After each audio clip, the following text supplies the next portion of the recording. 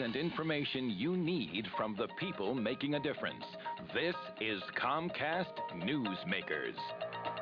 Some new projects to tell you about in the borough of Roselle. I'm Janelle Wolf, and you're watching Comcast Newsmakers, an exclusive presentation of Comcast. Today with Mr. Mayor from the borough of Roselle, Garrett Smith. He's a Democrat there, and we are talking about things going on from the new school to redevelopment, the flood project, all kinds of stuff. Yes.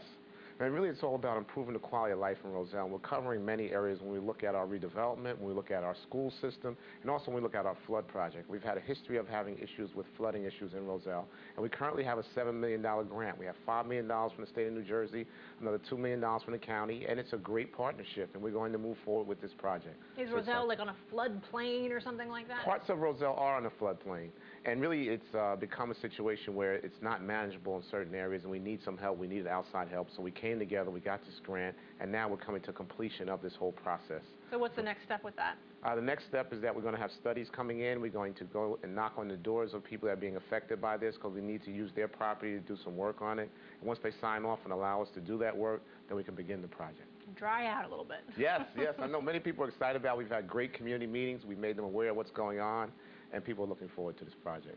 Excellent. Well, how about the new school? Tell me about that. Well, the new school is another partnership. It's important that Roselle becomes cutting edge when it comes to building these partnerships with the school, with the state of New Jersey, and also with the county.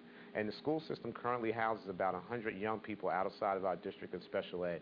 We want to bring those young people back home. We want to build a new school for our special ed students and also for our kindergarten students. We have our kindergarten students scattered all around the town. We want to bring them together in one school, and that also allows us to bring our 8th grade out of the high school, which is currently in the high school and is currently overcrowded. So we want to alleviate the overcrowding and also build a great new building and bring the resources back into the town. So the special ed kids, they wouldn't be mainstreamed?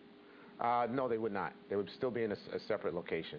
Okay, because there's a lot of debate about that when it comes to should these children be separated, should they be mixed in? What are your thoughts on that? Well, I don't get too much into education when it comes to being mayor. I don't micromanage the school system, but what I do is I try to give them as many resources as possible to be successful, and that's a part of our plan, our vision, to give the school system as many resources as possible. Many of our buildings are about 50 to 60 years old, and the school system has been asking for help, and we're here to support them with that. I'm sure the educators know best, right? Yes, definitely, definitely. But we're looking forward to the partnership, and we're excited about the partnership with our school system. I want to talk a little bit, too, about the grants that you're in the process of drawing up, proposing, writing. We're talking over $1 million here, Sure. Kind of making the visual look of Roselle a little bit nicer. Yes, we're going to pave approximately 10 streets.